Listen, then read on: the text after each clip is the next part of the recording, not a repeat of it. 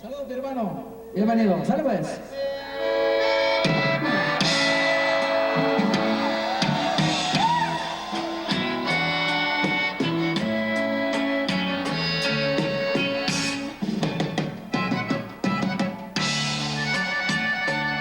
¡Apachúrala!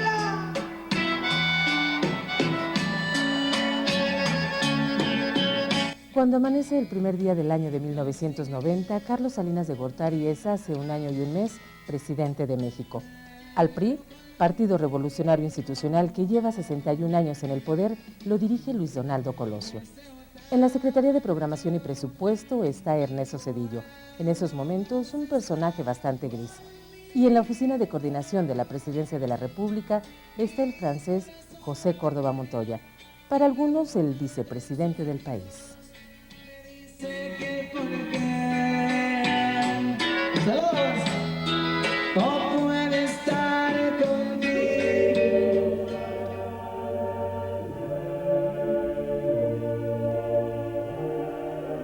Salinas envía al Congreso un proyecto de ley que privatiza la banca del país mediante el establecimiento de un régimen de propiedad mixta.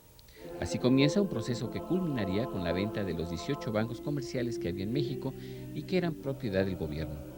En total, el gobierno recibe 37.856 millones de nuevos pesos. La venta se realizó en 13 meses, privatizándose en promedio un banco cada 3 semanas. Años después, Michael McKee, al auditar el FOBAPROA, comenta que la privatización de los bancos fue subcapitalizada, con tecnología y sistemas de administración inadecuados, con personal mal capacitado y con una gran falta de cultura crediticia.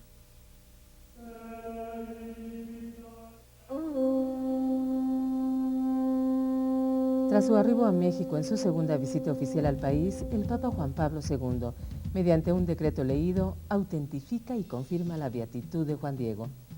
En los albores de la evangelización de México tiene un lugar destacado y original el beato Juan Diego, cuyo nombre indígena, según la tradición, era Huatlatohuac, Aquila que habla.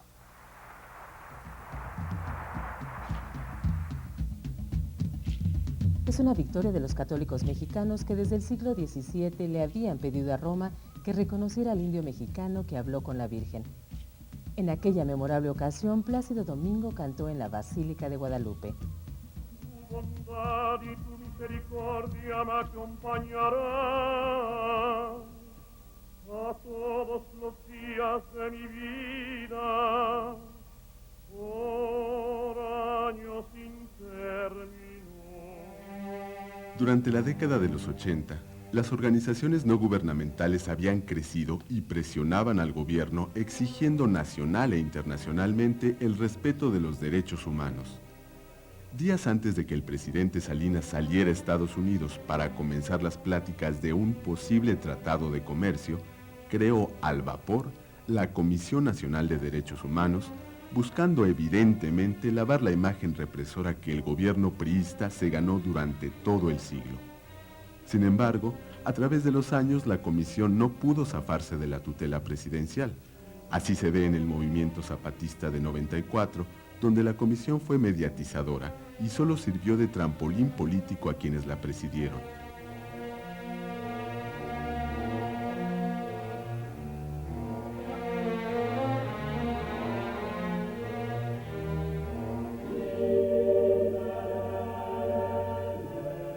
El gobierno mexicano anuncia la venta de todas sus acciones en Teléfonos de México. El valor de estas acciones constituye el 51% del capital de la empresa, que asciende a $4,000 millones, por lo que en ese momento es la mayor operación privatizadora del mundo. La operación se concluye en diciembre de 1990. El favorecido es el Grupo Carso del empresario Carlos Slim, que llega en último momento a realizar su oferta, pero que para su fortuna sale milagrosamente ganador. Los presidentes de México y Estados Unidos se habían pronunciado el 10 de junio por establecer un tratado de libre comercio y habían girado instrucciones para que se hicieran los preparativos. Para celebrarlo, Carlos recibe a George en la tierra de su familia, Agualeguas, Nuevo León. La pachanga se pone buena. La mexicanidad se demuestra en el lienzo charro. Más que una visita oficial, parece una fiesta de cuates. ¿Qué querrá el gringo?, se preguntan los mal pensados. ¿Qué querrá el chaparrito?, se preguntaron los más mal pensados. Lo cierto es que al otro día en Monterrey el recibimiento fue impresionante. La gente estaba feliz. Salinas y Bush también estaban felices. Hay quien cree que en esa amistad se definió el futuro de México.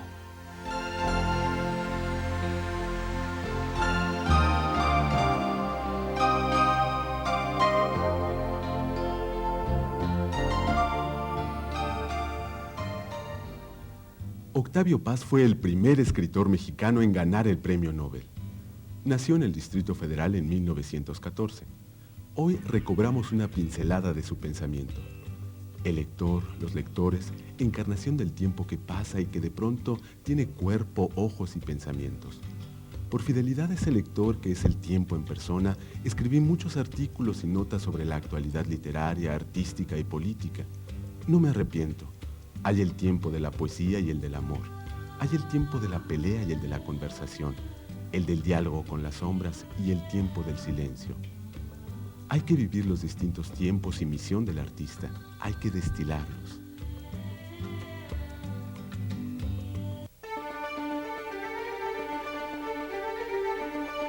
Menos de 16 horas después de que venció el plazo que la ONU le dio a Irak, la fuerza internacional comandada por los Estados Unidos y su presidente Bush lanza el ataque aéreo contra Irak y las fuerzas iraquíes que invadieron Kuwait. El 28 de febrero, solo 43 días después, Saddam Hussein anuncia el cese al fuego y acepta la reunión de los comandantes para disponer los términos. Se calcula que el total de las bajas aliadas en el combate es de 141 soldados, mientras que las bajas de las tropas iraquíes y civiles muertos y heridos llega a unos 100,000.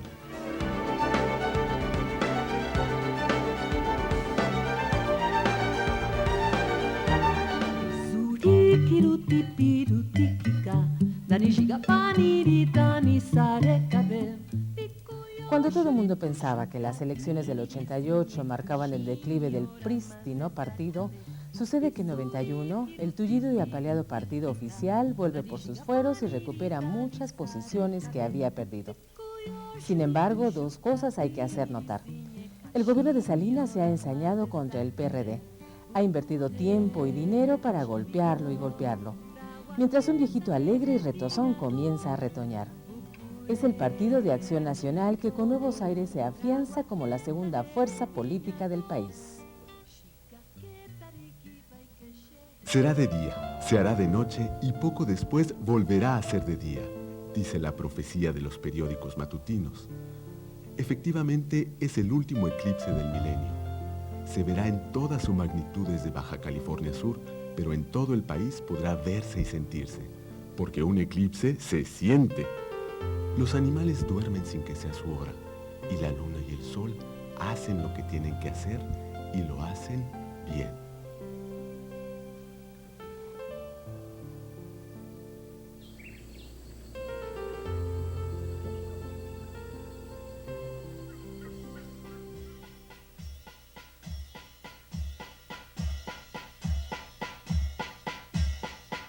El artículo 27 de la Constitución ha sido reformado. Los ejidatarios ya pueden vender su tierra, o lo que es lo mismo, rásquense con sus propias uñas. A partir de ese momento, el gobierno mexicano se comienza a desentender de sus responsabilidades para con el campo. Bajan los subsidios para la producción de alimentos. No se construyen presas y cae drásticamente el crédito para el campo. La idea era darle confianza al capital privado para que entrara a comprar tierras, o por lo menos a invertir en el campo. El gobierno quiso olvidar por decreto a la Revolución Mexicana, pero los dueños del capital le siguen teniendo miedo a esa revolución agraria y no invirtieron en el campo, que continuó expulsando campesinos a las ciudades y a Estados Unidos.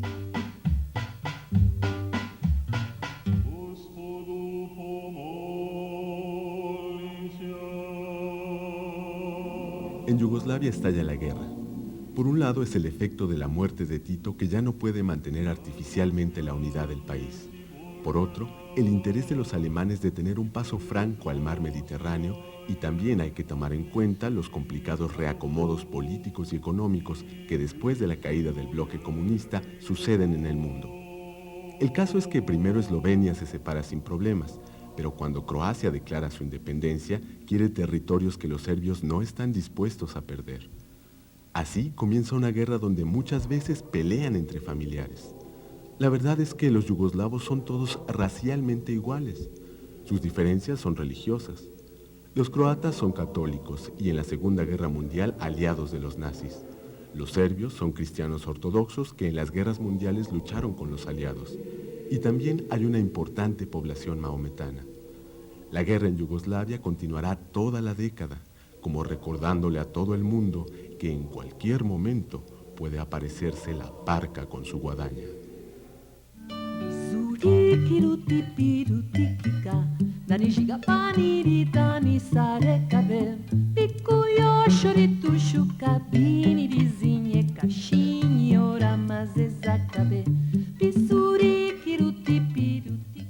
El gobierno y los rebeldes salvadoreños suscriben un acuerdo de paz auspiciado por las Naciones Unidas para terminar la guerra civil. Al fin del mes, el Congreso salvadoreño aprueba una amplia ley de amnistía. De hecho, terminan así más de 10 años donde las guerras en Centroamérica, fundamentalmente las de Nicaragua y El Salvador, ocuparon las primeras planas de los periódicos y los espacios importantes de la televisión en todo el mundo. Los centroamericanos pusieron la sangre. Las transnacionales de la comunicación pusieron las cámaras y los anuncios comerciales.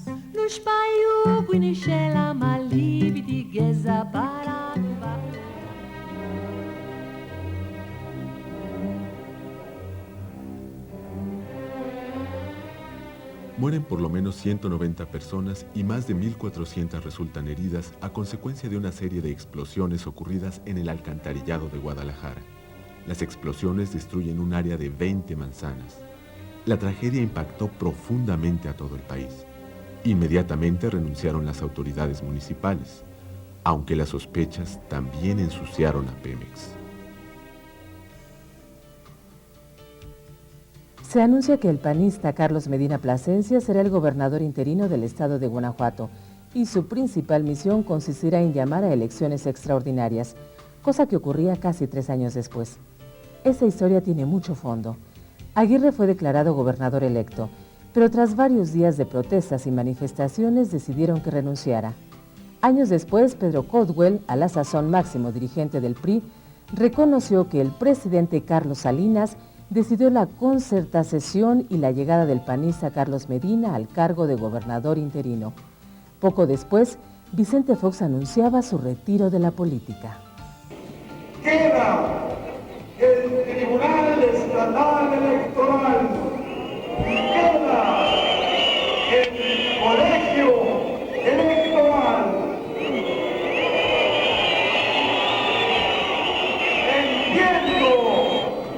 Su desconfianza, pero aún así caminaremos la ruta de la ley y el derecho.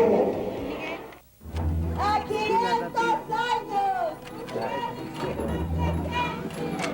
La campaña 500 años de resistencia indígena, negra y popular dio el respaldo definitivo a la dirigente maya. Y es que Rigoberta Menchú se convirtió en la década de los 80 en el símbolo viviente de la tragedia que viven 6 millones de indígenas guatemaltecos sometidos a uno de los regímenes racistas más violentos del mundo. La decisión de presentar a Rigoberta Menchú como candidata al Premio Nobel de la Paz fue de muchas organizaciones populares a nivel mundial y estuvo apoyada por 2 anteriores premios, Adolfo Pérez Esquivel y Desmond Tutu. El gobierno guatemalteco, dirigido por el presidente Jorge Serrano, la acusó de ser una terrorista y estar vinculada con la guerrilla. El gobierno español tampoco apoyó la candidatura. Pero a pesar de los pesares y para felicidad de los latinoamericanos, Rigoberta ganó el Premio Nobel de la Paz en ese año simbólico. El guapo Clinton es una mole. Su sonrisa lo defiende de lo que sea. Ya la historia lo demostraría. El hecho es que el joven demócrata le ganó la presidencia de los Estados Unidos al viejo republicano. Por su lado, el gobierno salinista cruzaba los dedos para que Clinton apoyara el TLC.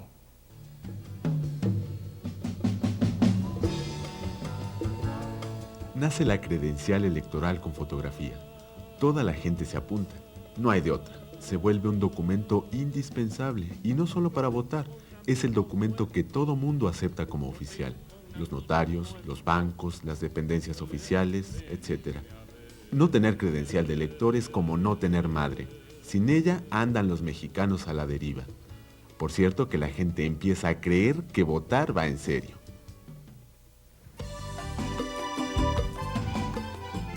La cosa era tirar la piel de oveja. Olvidarse que el peso que durante muchos años mantuvo una paridad de 12.50 por dólar llegó a valer 3,000 pesos el último día del 92, pero amaneció valiendo 3 pesos el primer día del 93.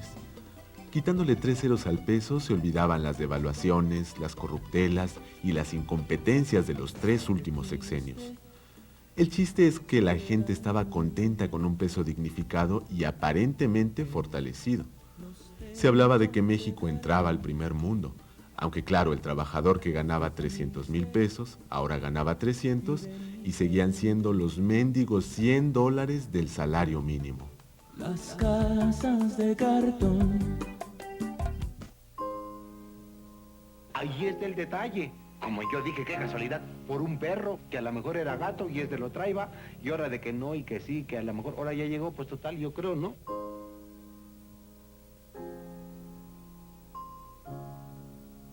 Cantinflas murió en su mansión de Bellavista a causa de un cáncer pulmonar. El actor de pantalones atados con un lazo a la cadera, de gabardina desgarrada y sombrero de peladito, fue homenajeado por miles de personas que fueron al Palacio de Bellas Artes para darle el último adiós a quien se considera el gran cómico mexicano.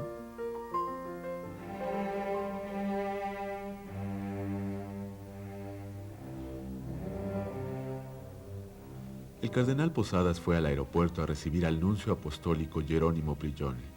Cuando entró al estacionamiento lo acribillaron sin misericordia.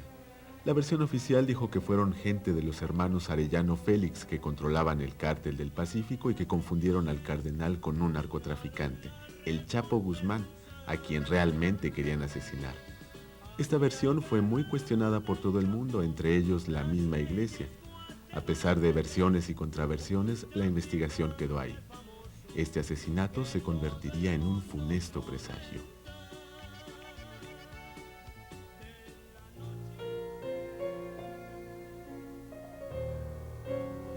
Como agua para chocolate, película mexicana escrita por Laura Esquivel y dirigida por Alfonso Arau, entra al libro Récords de Guinness como la película extranjera más taquillera en los Estados Unidos, al reportar más de $18 millones recaudados en taquilla durante casi 6 meses de exhibición en más de 200 cines, rebasando a la cinta italiana La Jaula de las Locas, que desde 1968 poseía el récord.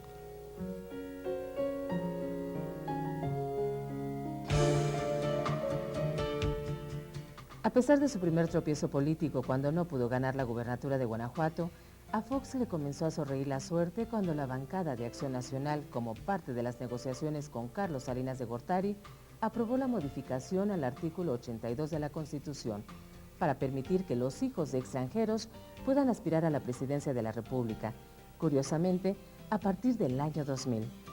Los beneficiados podrían ser el priista Jaime Serrapuche, que pronto sería descartado, y fundamentalmente el panista Vicente Fox Quesada, hijo de madre española.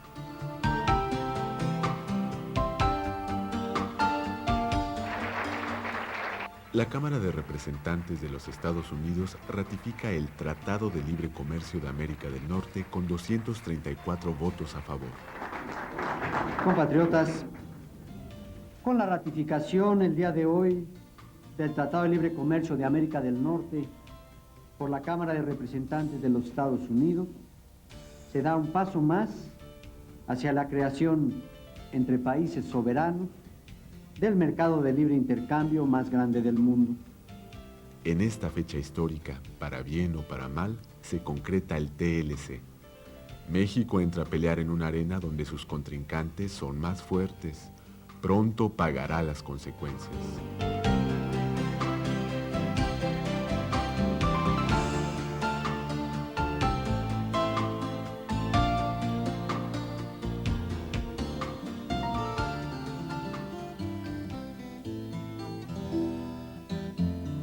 Después de la aprobación estadounidense del Tratado de Libre Comercio, Carlos Salinas de Gortari está en su punto más alto de popularidad y de fuerza. Es entonces cuando decide que Luis Donaldo Colosio sea el candidato del PRI y por lo tanto seguramente el próximo presidente de la República. Acepto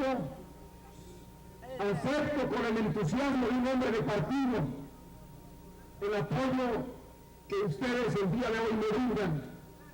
Creo en la política como un espacio privilegiado para la convivencia armónica, para la convivencia civilizada. Colosio nombra a Ernesto Zedillo como su coordinador de campaña. Es un coordinador al que respeta y estima, pero analistas políticos piensan que está totalmente subordinado a Los Pinos vía José Córdoba. Por otro lado, Manuel Camacho Solís, regente de la Ciudad de México y hasta entonces amigo de Salinas, hace berrinche porque no fue el elegido y renuncia a su cargo. Casi inmediatamente después se convierte en el nuevo canciller. Por cierto, un canciller amargado y resentido.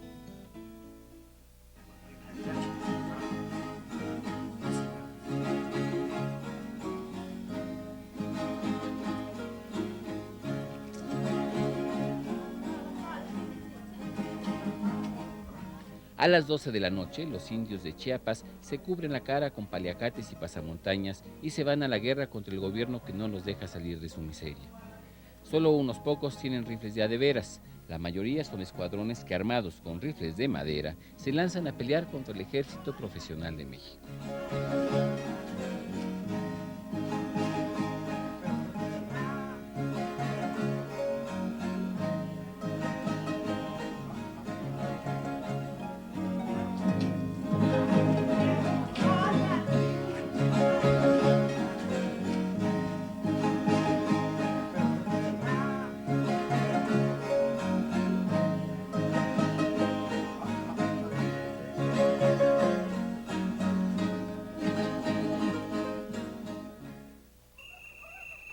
Podría ser una pantomima o una farsa surrealista, pero la verdad es que ese levantamiento saca a luz el profundo abandono y la terrible pobreza de millones de gentes en un país que pretendía haber entrado al primer mundo. Al presidente Salinas se le cae su castillo de naipes. En un segundo tuvo ante los ojos la realidad que vivía el país. No era cuestión de mandar los cañones y los tanques a combatir contra los rifles de madera. Hubiera sido una masacre. De hecho, la guerra duró 12 días y costó 60 vidas. Momentáneamente, el levantamiento zapatista había conseguido todos sus objetivos. El principal de ellos, desenmascarar nacional e internacionalmente la falsa imagen que el gobierno había hecho de México. Su líder, sin embargo, no era Tzotzil, ni Celtal, ni Tojolabal. O sea, no sería dentro del ejército zapatista, sino esta coincidencia con otros sectores tendría que ser en algo más grande que el ejército zapatista, del que el ejército zapatista fuera parte. No, si nosotros decimos pues un movimiento nacional revolucionario, si es partido o no es partido, o es tipo frente, no lo sabría, pero ese punto de coincidencia tiene que ir sobre algo más grande que nosotros, que es lo que nosotros decimos. Si alguien alza esa bandera, nosotros vamos con esa bandera también, nuestra bandera. Camacho. Aunque Camacho fuera el aglutinador de... Ese es un 4 que me estás poniendo muy interesante, pues eso le tocaría responderlo a él. O sea, si él estaría dispuesto a hacer eso, a la sociedad civil si lo apoya y al comité a analizar cómo vería este cambio, ¿no? O sea, le saqué la vuelta, si me entendiste. Se decía que Colosio pensaba quitar a Zedillo como coordinador porque su campaña no había logrado despegar e impactar a la gente. 2 días antes, Camacho anunció que no buscaría la presidencia. Eso tranquilizó al candidato. Pero aquella tarde, en Tijuana, la muerte esperaba a Luis Donaldo Colosio en Lomas Taurinas. Sonaba la culebra en los altavoces cuando la pistola vomitó junto a su cabeza y se la destrozó.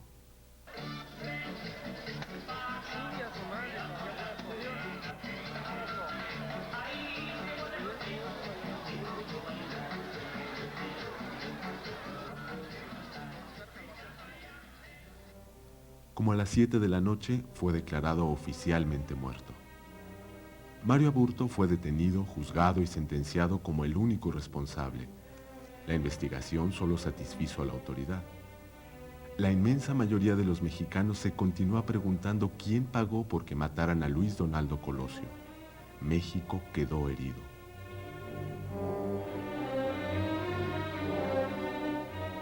Salinas decide urgentemente a quién nombra candidato. Se dice por ahí que Córdoba convenció a Salinas de que Ernesto Zedillo era la mejor opción, sobre todo porque representaba la continuidad del proyecto económico. Así Ernesto Zedillo Ponce de León, el hombre que en el PRI solo había tenido el cargo de coordinador de campaña de Colosio, se convierte en el último presidente priista. Y protesto por Colosio, por el PRI, por México.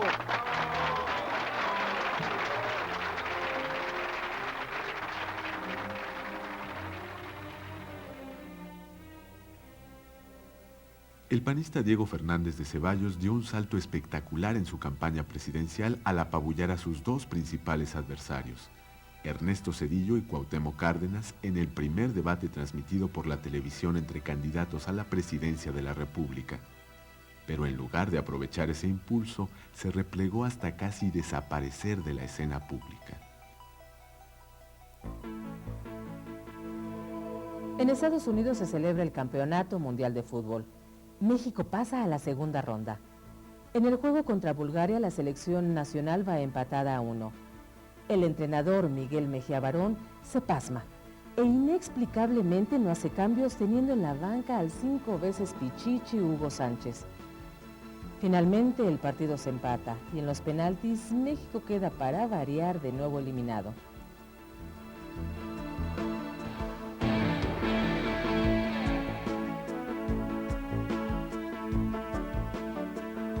En la final Brasil vence a Italia y es campeón.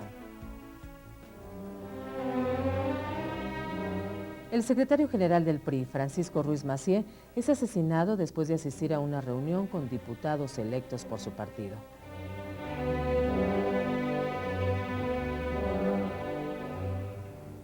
El criminal es capturado tras una breve persecución. La PGR informa que el nombre verdadero del presunto asesino es Daniel Aguilar Treviño y que actuó en contubernio con Ángel Cantú y Fernando Rodríguez González. Los mexicanos están mudos de asombro. Una muerte sobre otra muerte y más muerte. El país se había derrumbado. Ahora sí ya no hay valores, musita la gente en la calle. Nadie sabe qué está pasando.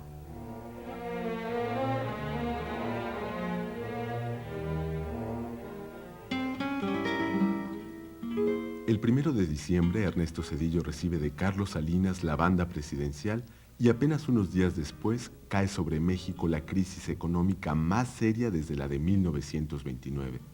Reclamos, frustración, desesperanza y falta de credibilidad provocan las torpes acciones del gobierno de Zedillo. Todavía se discuten los detalles y las responsabilidades concretas. Sin embargo, los hechos son que, en marzo, las reservas alcanzaban los 21.135 millones de dólares, pero para el 21 de diciembre, el Banco de México revelaba que solo eran 6.500 millones de dólares. O sea que en unos pocos meses, las reservas habían bajado 20.000 millones de dólares. En ese momento, el gobierno tomó la decisión de abandonar el peso a su suerte y lo dejó flotar libremente.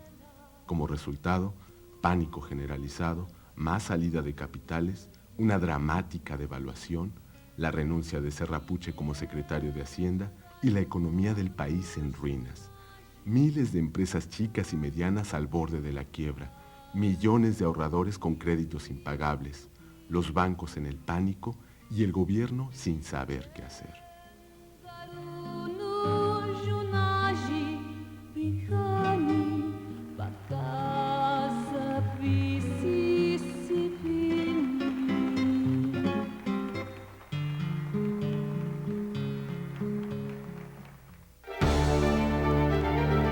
La crisis económica mexicana le reventó en las manos al presidente Clinton, quien tuvo que intervenir para resolverla. El mandatario otorgó a México ayuda financiera que podría ser de alrededor de 40.000 millones de dólares. La línea de crédito tiene en garantía las facturas de las exportaciones petroleras mexicanas.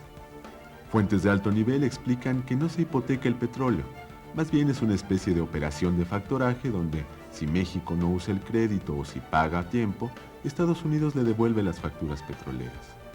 Por cierto que Clinton ganará las elecciones para un segundo y último periodo como presidente de los Estados Unidos, después de que, quién sabe cómo, México pagó por anticipado su deuda. Y también logrará sobrevivir a un tremendo escándalo por un romance que tuvo con la señorita Lewinsky y que estuvo a punto de hacer que el gringo Clinton perdiera la presidencia.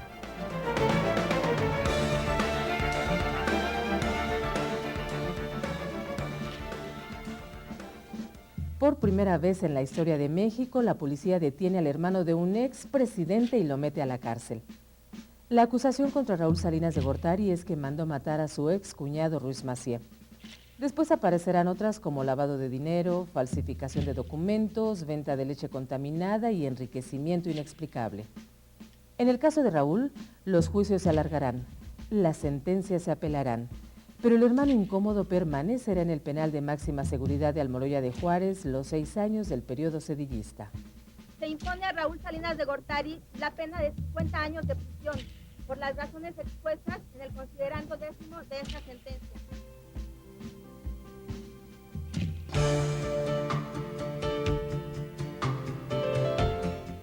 Fox vuelve a la política y gana las elecciones sin ningún problema.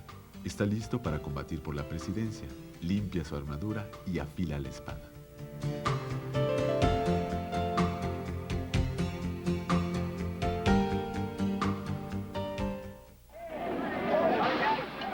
En el estado de Guerrero, muy cerca de Acapulco, más de 100 policías estatales disparan contra una camioneta donde viajaban campesinos.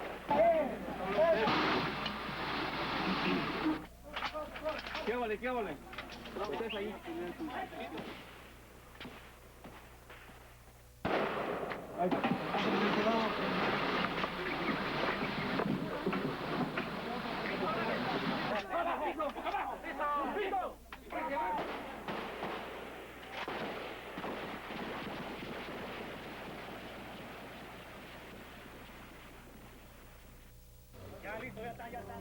Como resultado, mueren asesinadas 17 personas, miembros de la Organización Campesina de la Sierra Sur.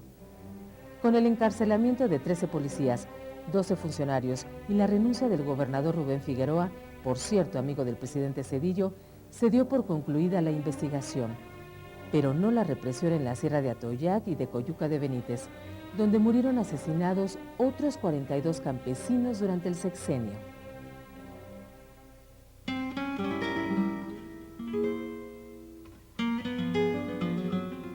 En Guadalajara aparece un movimiento civil que pronto alcanzará proporciones nacionales. Son los deudores de la banca, personas que no podrán pagar lo que deben a los bancos y que perderán su coche, su casa o su negocio. No están dispuestos a pagar intereses sobre intereses, acusan al gobierno de ser el culpable de esta situación y se niegan a ser sacrificados. Se organizan en el campo, en todas las capitales de provincia y por supuesto en el Distrito Federal. Son miles, son audaces, violentos, están desesperados.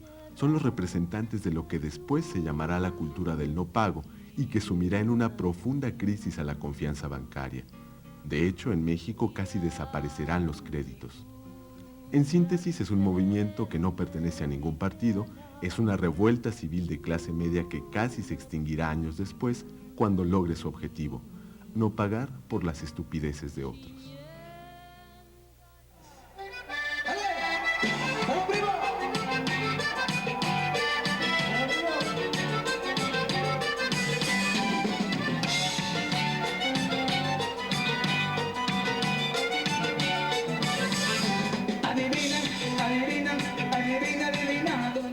En el centro de una depresión colectiva y nacional difícil de describir, la música grupera, que años antes había alcanzado popularidad con los Tigres del Norte, se convierte en la favorita de la inmensa mayoría de los jóvenes mexicanos.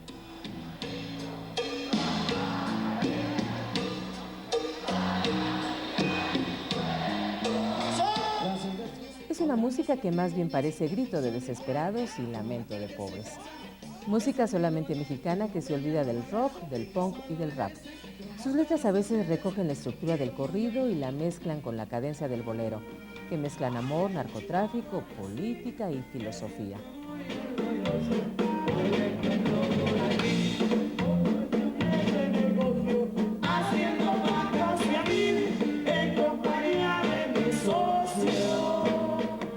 Conciertos masivos de luces estroboscópicas y pantallas gigantes a solo 15 pesos la entrada, para que puedan ir los que tienen trabajo decente y mal pagado, y también los que no tienen trabajo, pero tienen dinero.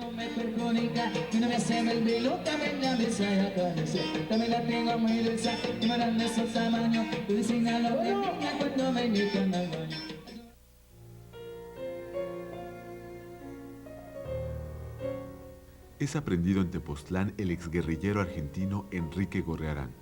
En su captura intervinieron, violando las disposiciones mexicanas, policías de inteligencia del país andino. Proceso informó que su salida se negoció entre los presidentes Zedillo y Menem en la cumbre de Bariloche. El caso es que ya se pueden expulsar de México agentes sin juicio de extradición, y la opinión pública no dice nada. Se hace el anuncio oficial del establecimiento del Centro de Información de Redes de México, NIC México, que tiene la tarea de coordinar el crecimiento del Internet en el país, principalmente con la regulación y administración de dominios ubicados bajo .mx. La Procuraduría General de la República capturó en Nuevo León a Juan García Ábrego. El mayor, acusado de ser el jefe del Cártel del Golfo, una de las más importantes organizaciones de narcotraficantes. Unas horas después de su captura y en una decisión sin precedentes, la PGR lo deportó a Estados Unidos sin juicio de extradición, donde meses más tarde fue juzgado y hallado culpable de 22 delitos. El presidente Zedillo explicó a los legisladores que la decisión se debió a razones de seguridad nacional, porque el capo podría montar un operativo en unas cuantas horas para desestabilizar al país. Estados Unidos lo ponderó como uno de los triunfos de la lucha antidrogas.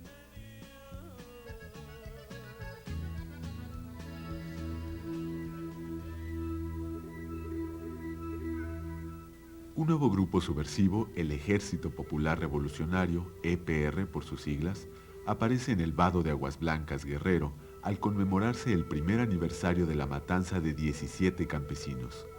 Cuauhtémoc Cárdenas califica al grupo como una pantomima.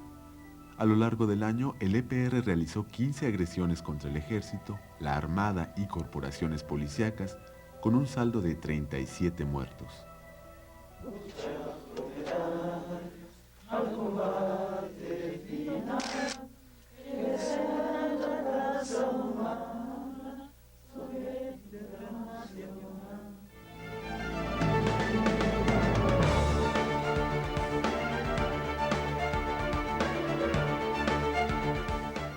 El Consejo General es el órgano superior de dirección del Instituto Federal Electoral. Los 9 integrantes con derecho a voz y voto son el consejero presidente y 8 consejeros electorales.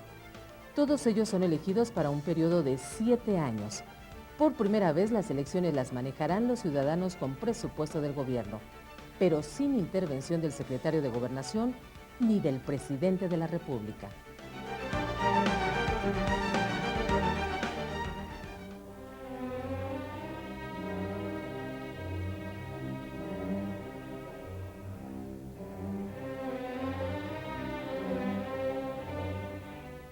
Detienen a Francisca Cetina, alias La Paca, a la examante de Raúl Salinas, María Bernal, y a familiares de la vidente por la siembra de la osamenta en la finca El Encanto.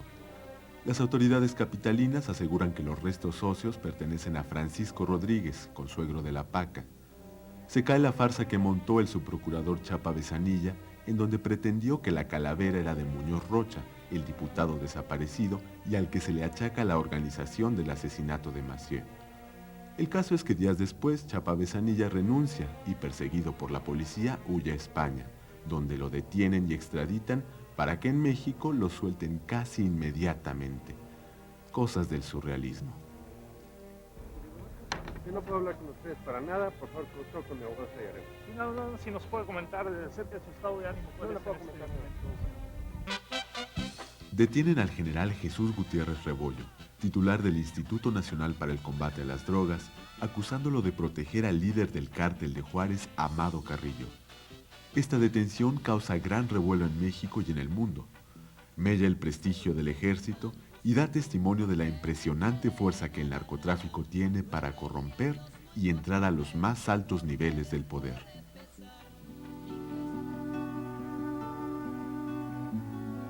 El Instituto Roslin y PPL Therapeutics de Edimburgo, Escocia, dan a conocer que como resultado de los experimentos de Ian Wilmut y sus colaboradores, ha nacido la oveja Dolly, el primer animal clonado.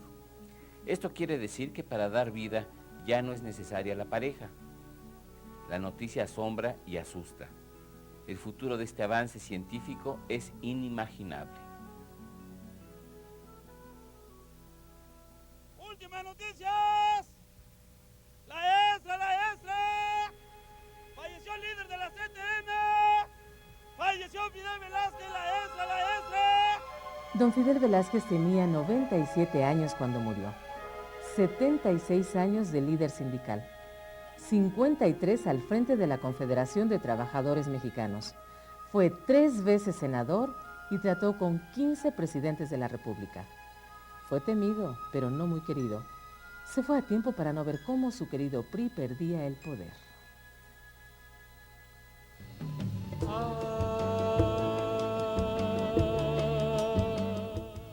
Cuauhtémoc Cárdenas ganó las primeras elecciones en las que se eligió al jefe del Distrito Federal. Obtuvo el 42.5% de la votación y le ganó a Alfredo del Mazo del PRI y a Carlos Castillo Peraza del PAN.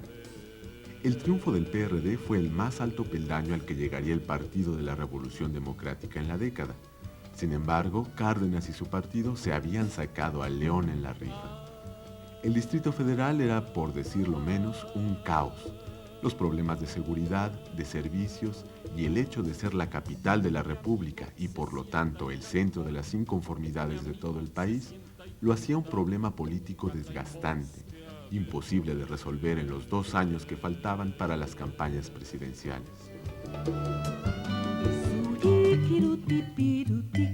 Después de difíciles rondas de negociación, el gobierno federal y el Ejército Zapatista de Liberación Nacional llegan en San Andrés Larrainzar a varios acuerdos. Pero antes de que se voten en la Cámara de Diputados, el Poder Ejecutivo, o sea el presidente, se echa para atrás y no los ratifica. Eso empantana la relación entre el gobierno y los zapatistas. De hecho, es un impas que no se resolverá en el gobierno de Zedillo.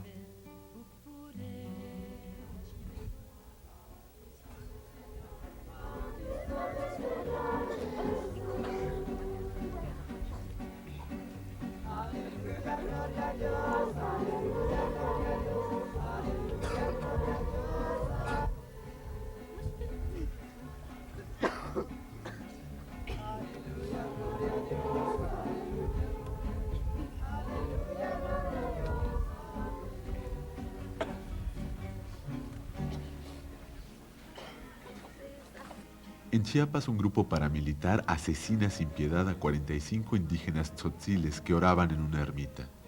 Son ancianos, mujeres y niños que simpatizaban con los zapatistas.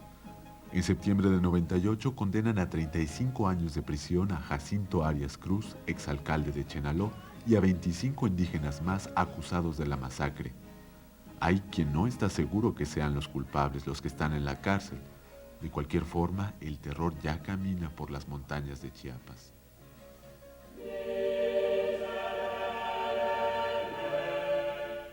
El fenómeno del Niño provocó una de las más intensas sequías. De hecho, los estados del norte del país llevan 5 años padeciendo la falta de agua. Estas condiciones de sequedad y las prácticas ancestrales de los campesinos que usan el fuego para limpiar sus terrenos antes de sembrarlos provoca incendios gigantes. Uno de ellos, el de los Chimalapas en Oaxaca, hace que los Estados Unidos lo declaren como cuestión de seguridad nacional, ya que dicen que ahí se encuentra un enorme número de plantas que su industria farmacéutica utiliza. Por eso mandan gente especializada para ayudar en el control del incendio. El gobierno fue rebasado, no pudo controlar la situación y se perdieron millones de hectáreas de bosques. A partir de entonces se creó un Plan Nacional de Prevención de Incendios.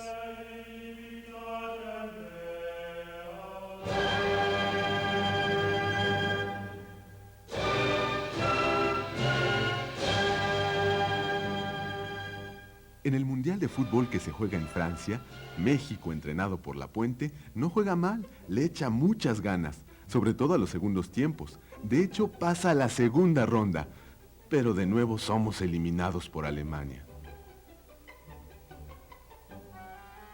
En la final, Francia derrota a Brasil para convertirse en campeón mundial.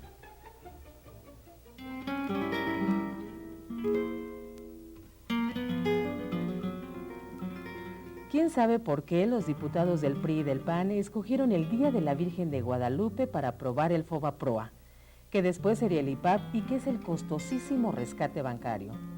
Este embrollo financiero y político donde se revuelve la necesidad de estabilizar la economía con verdaderos actos de pillaje, incluidas sospechosas aportaciones económicas a las campañas políticas del PRI, convirtió en deuda que pagarán todos los mexicanos la enorme cantidad de 100,000 millones de dólares y que se estima crecerá al doble en los próximos 5 años. La gran contradicción y hasta lo inaceptable es que todos los mexicanos tendrán que pagar durante muchos años y con sus impuestos una deuda que no se sabe de dónde viene y que el PRI y el PAN acordaron que se mantuviera en secreto. En esta década el Necaxa gana 4 campeonatos.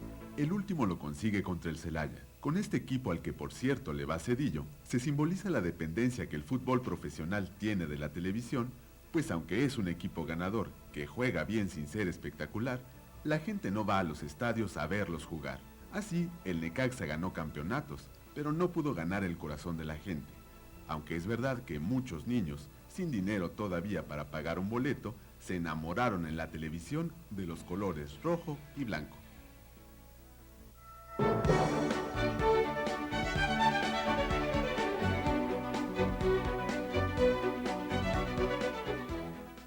La Unión Europea estrena su moneda.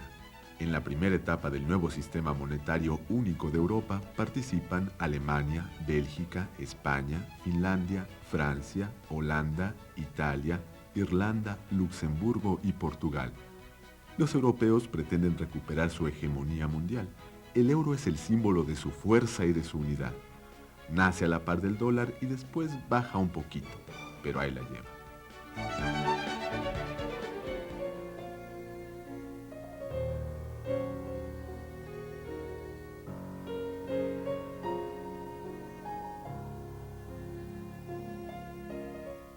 El rector Francisco Barnés de Castro propuso elevar las cuotas de inscripción de 20 centavos semestrales a 1,020 pesos. El 20 de abril, y después de 12 años sin huelga, diversos grupos de alumnos que se oponen al aumento colocaron las banderas rojinegras en la máxima casa de estudios. Su principal preocupación es que el aumento de las cuotas sea el primer paso para privatizar la educación oficial. Barnés renuncia a la rectoría. Lo suple el hasta entonces secretario de Salud, Juan Ramón de la Fuente. Las autoridades se retractan del aumento de cuotas, pero los estudiantes, miembros del Consejo General de Huelga, se niegan a suspender el paro hasta que no haya un cambio estructural de la universidad.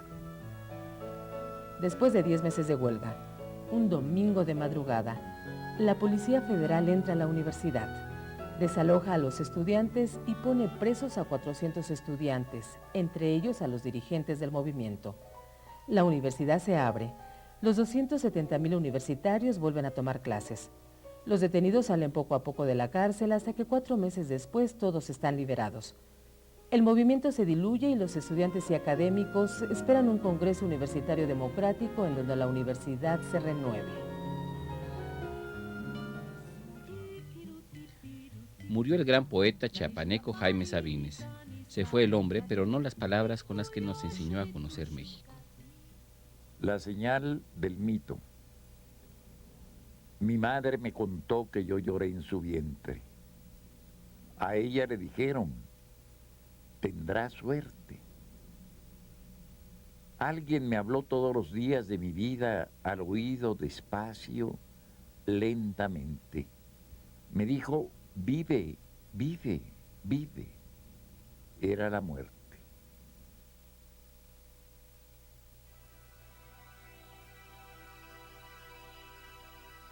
Por primera vez, el PRI convoca a elecciones para candidato a la presidencia. Las malas lenguas dicen que la Bastida es el favorito del presidente, y efectivamente, la Bastida gana. Pero el partido queda medio dividido. Sin embargo, sonriente y seguro de sí mismo, Labastida asegura que el PRI volverá a ganar la presidencia y se lanza una campaña que resultó desangelada.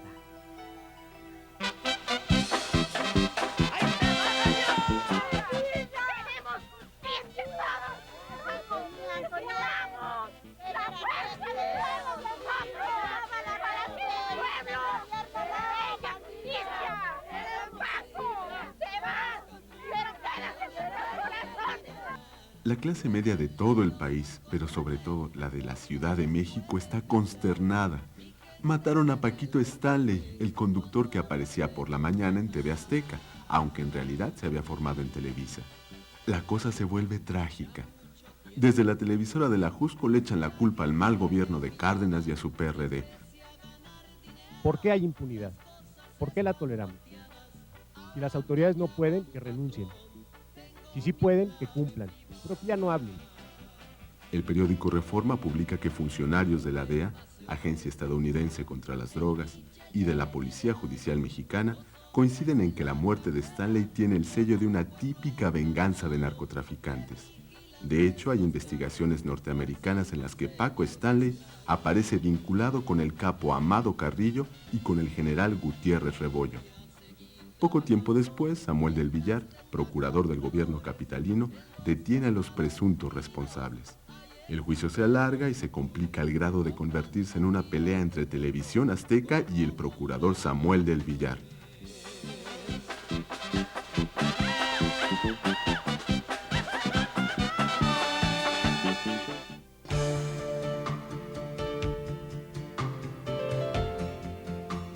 Vicente Fox renuncia a la gobernatura de Guanajuato y se lanza a la lucha por la presidencia. Luego de rendir protesta el 13 de noviembre como candidato presidencial del PAN en la Plaza de Toros, México, y de registrarse oficialmente el 10 de enero del 2000 ante el Instituto Federal Electoral por la coalición del PAN con el Partido Verde Ecologista, denominada Alianza por el Cambio, Fox comienza a seducir por su seguridad y a incorporar izquierdistas con el fin de capitalizar al máximo el hartazgo por los 71 años del PRI en el poder.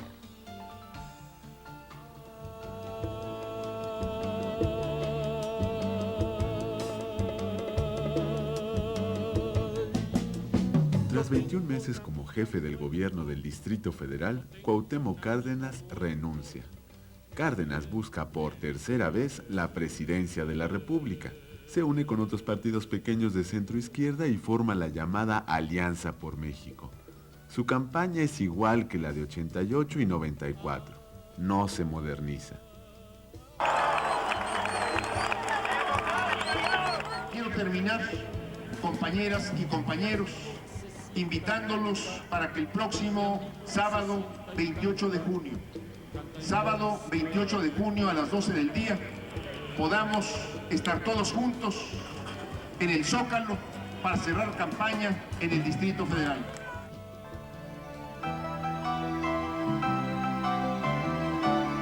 Nace el habitante 6,000 millones. Kofi Annan, secretario de las Naciones Unidas, da la bienvenida de manera simbólica a un bebé nacido en Sarajevo.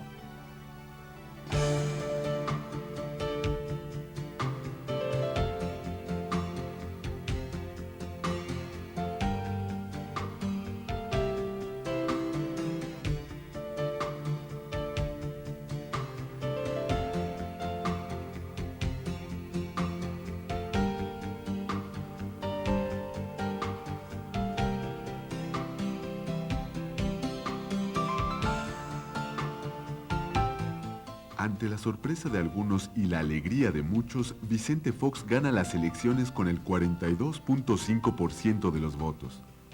Por primera vez en 71 años, el PRI dejará la presidencia de México.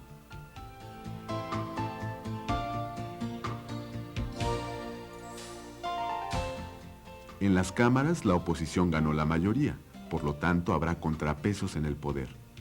El triunfo democrático electoral certifica la independencia y bien hacer del Instituto Federal Electoral. Los mexicanos ya pueden creer que el voto es un arma más poderosa que el fusil.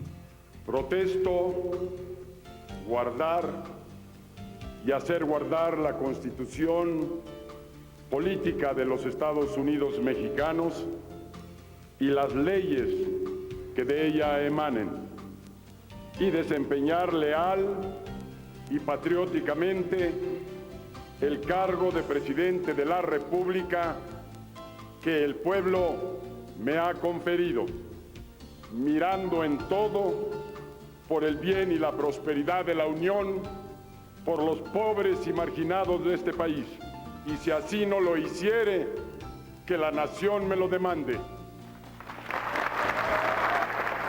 Sin embargo, todavía se pasea una duda. ¿Habrá nacido la verdadera democracia?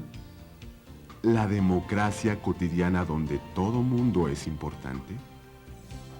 Este México que vamos a construir juntos en una gran alianza, con talento, con esfuerzo, con trabajo, con dedicación, con amor, con cariño y con pasión. Salud y viva México. Qué triste se oye la lluvia en los techos de cartón. Qué triste vive mi gente en las casas de cartón. Niños color de mi tierra, con sus mismas cicatrices, millonarios de lombrices. Y por eso, qué triste viven los niños en las casas de cartón.